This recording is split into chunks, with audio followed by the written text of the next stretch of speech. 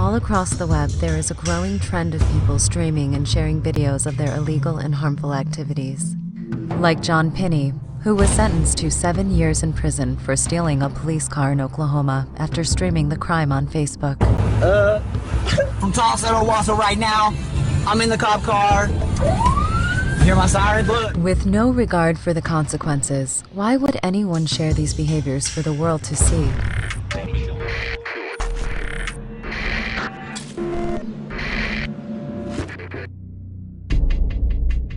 April Preyar is a criminal defense attorney and community activist who uses social media to help educate citizens on their civil rights.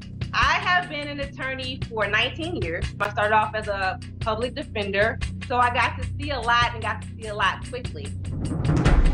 Every day you can see some video of either a crime being committed or somebody being harmed on social media. There are more and more incidents of violence being posted online and ending up in court and in my office. The police have done more and more raids based on what they're finding on social media.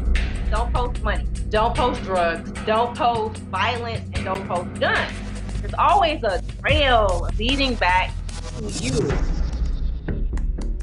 On November 27, 2012, a young woman robbed a Cornerstone Bank in Waco, Nebraska at gunpoint.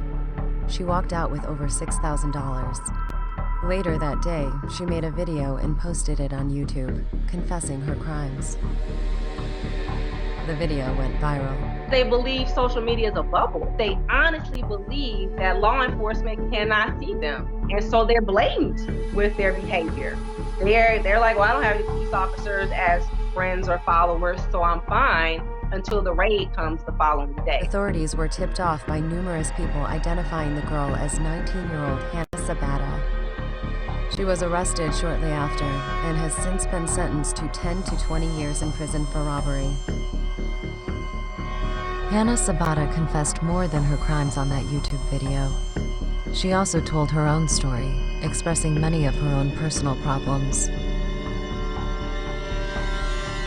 Individuals are seeking power, and social media allows you to control it. You get to curate the story however you choose.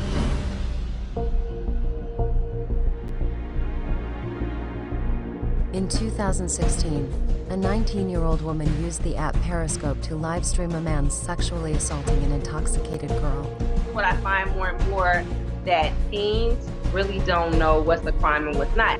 Her attorney claimed she was attempting to record the assault for evidence and was doing everything possible to contain the situation, even to the point of asking her Periscope followers, "What should I do now? What should I do now?" They break down their individual behaviors and don't look at it as the collective. That people might say, well, I just did X.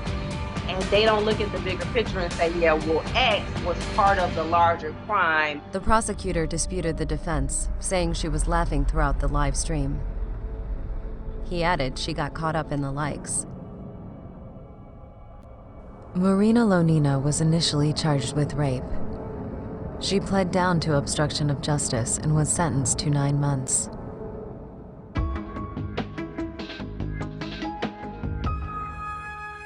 In January of 2017, a video went viral of a gagged and bound young man being tortured by 2 of his peers. This shit, bro. Hey, cut this off. I'm gonna make your ass walk home. I was appointed to that case. That's a very good example of what the media reported was not at all what happened. The 4 suspects were arrested and charged with aggravated kidnapping, aggravated unlawful restraint, aggravated battery, and a hate crime. The case did not involve rape, so that's probably the biggest misconception. The lead male defendant was best friends with the white so-called victim.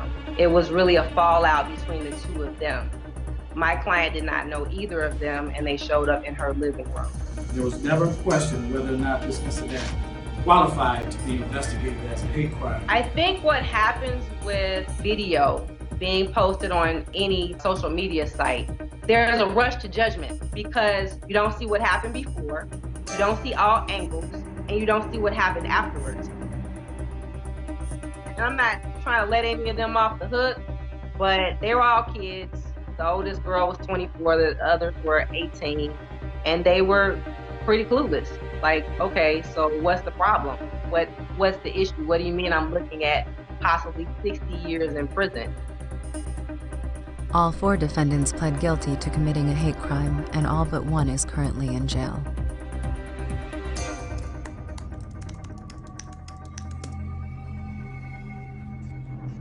In April of 2017, as he sat in his car outside of his ex-girlfriend's office, Steve Stevens live-streamed an alarming confession. I'm gonna try to kill as many people as I can over here. What we miss in the conversation is hurt people hurt people. Past year's been really f***ed up for me. I lost everything, They are enacting that trauma onto another person. and now I'm just on some murder type shit, so. And they're bringing it to the world. They're telling the world, I hurt. Unsuccessful at harming his ex-girlfriend or her co-workers, Stevens turned his wrath towards a random elderly man out for a walk.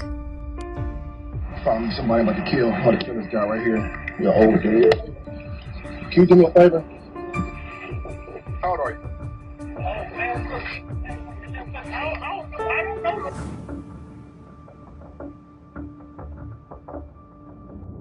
Steve Stevens executed Robert Godwin in cold blood for the world to see. Afterwards, he was on the run for 3 days. Last night, officers searched dozens of locations based on leads, based on investigative information. We know that Steve is still out there someplace. The statewide manhunt ended only when Stevens turned the gun on himself. One thing that all of these stories have in common is they all went viral. We as consumers watch them and share them. We desire and are interested and intrigued by anything that seems exciting or new or untouchable, things that you just wouldn't be able to see or do offline. We act just like we're watching an action movie, and we no longer feel for the person who is actually the victim of that action. We believe that the virtual world is somehow different than our offline world. And we're just used to it. Well, okay, we laugh at it and click to the next one.